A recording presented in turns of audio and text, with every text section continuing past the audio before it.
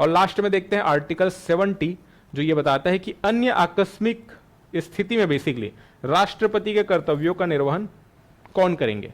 तो यहां पे अगर आप थोड़ा गौर से समझेंगे देखेंगे तो आर्टिकल नंबर 65 भी है जो ये बताता है कि उपराष्ट्रपति का आकस्मिक स्थितियों में राष्ट्रपति के कर्तव्यों का निर्वहन, यानी कि आकस्मिक स्थितियां जब आ जाती है, जब राष्ट्रपति का जो पद है कार्यकाल के दौरान रिक्त हो जाता है या फिर वो अनुपस्थित है, तब की केस में तो उपराष्ट्रपति जो है वो कार्यवाहक राष्ट्रपति के रूप में कार्य करते हैं।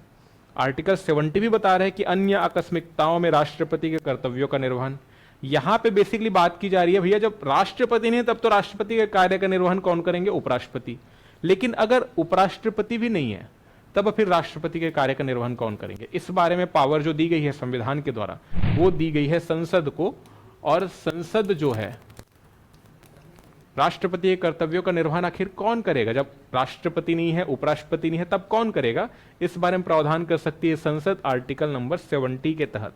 ठीक है, जब 1969 में ऐसी एक परिस्थिति आई थी जब भारत के जो राष्ट्रपति हैं डॉक्टर जाकिर हुसैन जिनकी कार्यकाल के दौरान मृत्यु हो गई, अब इसके बाद वीवी गिरी उपराष्ट्रपति थे, वो कार्यवाहक राष्ट्रपति बने, बट राष्ट्रपति के चुनाव में हिस्सा लेने के लिए उन्होंने अपने उपराष्ट्रपति पद से त्यागपत्र दे दिया।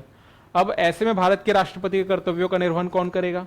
तो यहां पे आर्टिकल 70 के तहत संसद ने एक कानून का निर्माण किया और उसके तहत क्या निर्धारित किया गया कि जो सर्वोच्च न्यायालय के मुख्य न्यायाधीश हैं, है ना, वो राष्ट्रपति के रूप में कार्य करेंगे। ठीक है, तो ये जो कार्य किया गया संसद के द्वारा, ये जो कानून बनाया गया संसद के द्वारा, वो आर्टिकल 70 के तहत ही बनाया गया। ठीक है, तो यहां पे ध्यान में रखना 65 और 70 में कुछ भिन्नताएं हैं, है ना।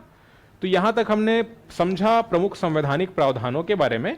अब थोड़ा डिटेल से हम चीजों को आगे समझते हैं।